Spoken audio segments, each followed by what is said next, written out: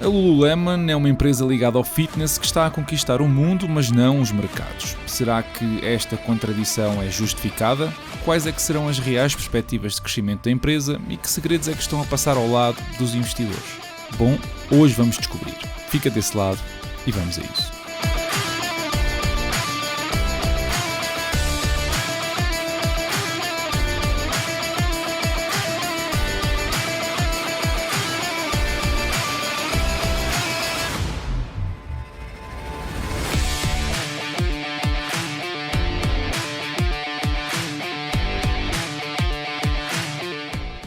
Olá e sejam bem-vindos a mais um episódio do canal Dividendos. A Lululemon Atlética é uma empresa de design, distribuição e venda a retalho de vestuário desportivo, calçado e acessórios. Oferece aos seus clientes uma linha completa de artigos de vestuário como calças, shorts, tops e casacos concebidos para um estilo de vida mais saudável, incluindo atividades desportivas como o yoga, a corrida, o treino e a maioria das outras atividades inspiradas no fitness. Opera num modelo retalho omnichannel com uma combinação de lojas físicas e serviços de e-commerce, onde permite a entrega em loja ou em casa, sem contar com as normais devoluções. Este negócio divide-se agora em 3 segmentos esses que estão alinhados com regiões geográficas estratégicas. O segmento das Américas, onde conseguiu o ano passado mais de 7 mil milhões de dólares de receita e cresceu 12% face a 2022. O segmento da China, onde ficou perto de atingir 1.000 milhões de dólares com um crescimento de 67%. E o segmento do resto do mundo, onde conseguiu 1.000 milhões de dólares com um crescimento de 43% face ao ano anterior. A receita deste segmento está assente em 711 lojas, espalhadas maioritariamente no continente americano, 98 lojas na região asiática e 48 lojas na região europeia, sem presença ainda em Portugal. A empresa tem ainda acordos de licenciamento com outras marcas para vender os seus produtos em 39 lojas diferentes, espalhadas pelo México ou por alguns países do Médio Oriente. Apesar de ser uma empresa de venda de vestuário desportivo e acessórios, não opera qualquer fábrica, delegando essa responsabilidade a um conjunto de 49 parceiros ou fornecedores localizados em países de mão de obra barata, como são o exemplo o Vietnã, o Camboja ou o Sri Lanka. 55% da produção da empresa está dependente de apenas 5 produtores específicos, com o maior a representar 17% do total de produtos vendidos pela Lululemon. Além da produção, a empresa está também dependente de conseguir os materiais ou os tecidos necessários à produção e, nesse aspecto, tem 67 parceiros originários de Taiwan, China ou novamente do Sri Lanka. Estas dependências mais uma vez são elevadas, com 40% dos materiais a virem de Taiwan, um país que, como sabemos, enfrenta uma incerteza geopolítica muito grande neste momento. Convém lembrar que esta empresa enfrenta uma forte concorrência de marcas como a Nike ou a Adidas, que já levam uma cota de mercado significativa. O ano fiscal da empresa começa em fevereiro e a maioria da receita é obtida no último trimestre do ano, portanto, ali nos meses entre novembro e janeiro, tradicionalmente comerciais devido à época natalícia. Podemos ver que os Estados Unidos são o grande motor da receita atual, com praticamente 2/3 do total, mas também é visível o crescimento que o mercado chinês tem apresentado desde 2021. A nível de género, os produtos orientados ao público feminino são o verdadeiro ganha-pão da empresa, mas não fossem as leggings da Lululemon o verdadeiro porta-estandarte desta empresa. Os canais de venda têm evoluído de forma semelhante, com a receita igualmente distribuída entre o e-commerce e as lojas físicas, e olhando para o ano que finalizou em janeiro deste ano, vemos uma margem bruta de 58%, uma margem operativa de 22% e um lucro líquido de 16%. Para vocês terem uma ideia, estamos a falar de margens muito superiores a empresas como a Nike ou a Adidas, que, como vos disse, são 2 gigantes da indústria e têm uma presença mais global.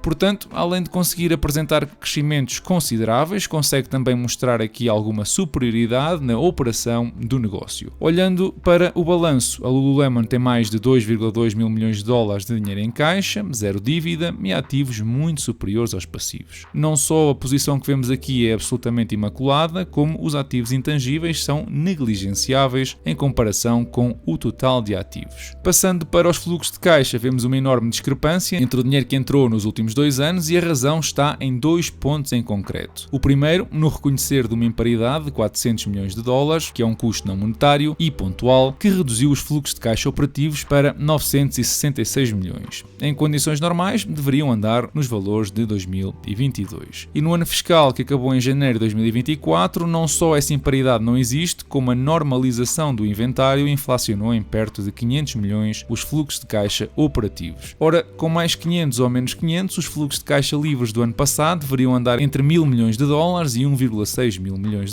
um valor bastante saudável. Mas, independentemente do valor, a Lululemon gastou apenas 558 milhões a recomprar as suas ações, o que demonstra também um comportamento responsável na gestão do capital. Passando para o histórico da última década, vemos um trajeto muito positivo, com tendências crescentes na receita, a 18% ao ano, e na margem bruta, que passou de 50% para 58%. O EBITDA mostra crescimentos de 20% ao ano, com uma margem mais ou menos constante, e o lucro líquido apresentou um crescimento superior a 20%, com uma margem líquida de 16%. Também podemos confirmar que a empresa tem recomprado as suas próprias ações, reduzindo assim o seu float a mais ou menos 1,25% ao ano, ajudando em todas as métricas que dependem deste número. No que toca à performance, não andam por aí muito melhores empresas do que esta, um retorno sobre capitais investidos de 76%, com um retorno sobre os ativos de 22%, são indicadores de excelência, sobretudo numa empresa não tecnológica. Olhando para o histórico dos fluxos de caixa, vemos crescimentos na casa dos 23% ao ano, um pouco mais modestos nestes últimos 3, mas que ainda assim são taxas de crescimento muito positivas. A Lululemon praticamente multiplicou por 10 os fluxos de caixa livres desde 2015, o que tem valido um múltiplo preço-free cash flow superior às 35 vezes atuais. Portanto, bem vistas as coisas, temos aqui uma empresa super interessante, com crescimentos e performance de excelência, mas que opera naturalmente numa indústria altamente competitiva. E é precisamente esta indústria que devemos analisar ainda antes de projetar o futuro. Ora, o mercado da roupa desportiva deve crescer, segundo as projeções mais recentes, a perto de 9% ao ano até 2030 nos Estados Unidos. E se olharmos para o mercado chinês, onde a empresa mostrou alguma pujança, vemos que a expectativa é ainda mais baixa, a rondar os 6%, se tanto. Ora, a Lululemon nem sequer é das marcas mais reputadas no Oriente, ocupando uma cota de mercado muito reduzida, mas que de certa forma abre caminho para ganhar terreno às restantes. E digo isto porque, de certa forma, a marca é considerada de luxo no segmento desportivo. Ora, com a classe média chinesa a crescer significativamente e o apetite que aquela região tem por produtos acima da média no que respeita à diferenciação social, é certo que a Lululemon vai continuar a crescer a 2 dígitos na China, pelo menos até 2030. Olhando para os detalhes da demografia, a grande maioria da população chinesa vai estar numa fase propícia à atividade esportiva, o que confirma os ventos a favor que mencionei. O guidance da empresa para este ano é de 11% de crescimento da receita e 16% nos lucros líquidos, e eu vou assumir crescimentos do EBITDA entre 7% a 10% para um múltiplo de saída de 22 vezes, o que me daria um preço daqui a 10 anos a rondar os $1.090. Este valor representa uma valorização anual face ao valor atual de mais de 13%. Passando para outro método, estimando os fluxos de caixa da empresa, e aqui, como não tem dívida, podemos usar os fluxos de caixa livres, eu estimo crescimentos entre 8% a 11%, bem abaixo do que conseguiu na última década. Esta é, obviamente, uma estimativa muito conservadora do que podemos esperar para o futuro e resultaria num valor intrínseco a rondar os $317. Portanto, eu acredito que estamos perante uma oportunidade muito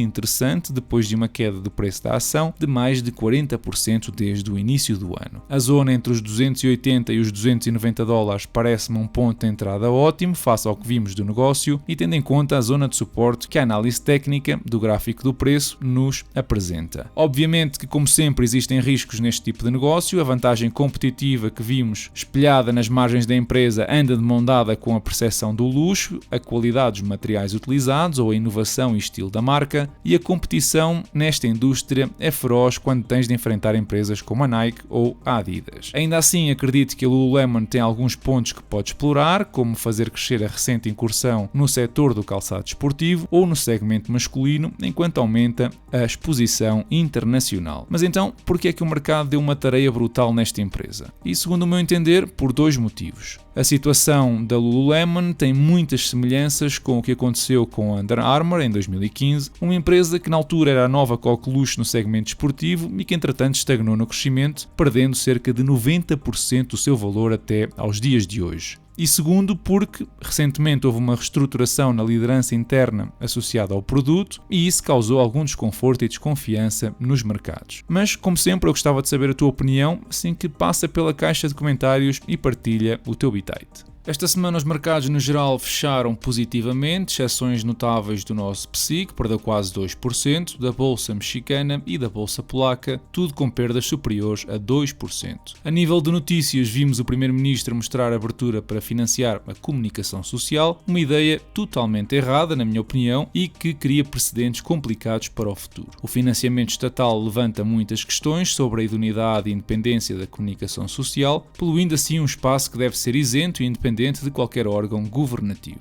Assistimos também à primeira descida das taxas de juro por parte do Banco Central Europeu desde 2019 em 0,25%. Esta descida impacta os juros dos depósitos, que assim passam a 3,75%, influenciando, por exemplo, os juros que a Trading Republic oferece no dinheiro que tenhas na corretora. No entanto, a Presidente Lagarde já confirmou que em julho não vão baixar novamente e que só lá para setembro é que possivelmente pode ocorrer um novo corte. Portanto, durante estes próximos 2 meses, a Trade Republic não volta a baixar também. Vimos finalmente uma decisão na atualização dos escalões de IRS e apesar de eu não concordar com a proposta que foi aprovada, há um ponto importantíssimo que já tinha mencionado aqui em episódios anteriores e que assim eu celebro a sua aprovação. A atualização da dedução específica que está congelada há 10 anos e é um ponto muito positivo e que ajuda todos por igual. A nível do portfólio, vimos uma subida de dividendo da Lowe's em 5% e algumas movimentações no portfólio nas últimas 2 semanas. Ora, a primeira foi um reforço da minha posição na Accenture, comprando uma nova ação, a $299, e a segunda foi a abertura de posição na empresa sueca Evolution AB, que consegues encontrar episódios de análises de ambas aqui no canal. Como eu disse, aos patronos são empresas com muita qualidade, que operam em indústrias muito diferentes, mas com fundamentais excelentes, cada uma à sua maneira, e performance invejáveis face à concorrência. Têm uma vantagem competitiva que, quanto a mim, muito dificilmente será beliscada. Por falar em patronos, tu podes encontrar 53 análises, como a da Lululemon por lá. As últimas foram a da Applied Materials, da Text ou da Jumbo Limited, tudo empresas muito interessantes. Passa por lá e pondera apoiar o canal, pertencendo assim a uma comunidade de mais de 150 pessoas no Discord que diariamente discutem ideias, empresas e opiniões. O portfólio fechou a semana nos 48% de valorização e conseguiu arrecadar cerca de $27 em dividendos nestes primeiros dias de junho. E é tudo por hoje. Deixa um like neste episódio se conseguiste retirar algum valor e segue-me ainda no Insta, onde eu vou subindo conteúdo diferente durante a semana. Da minha parte, eu desejo-vos uma excelente semana e bons investimentos.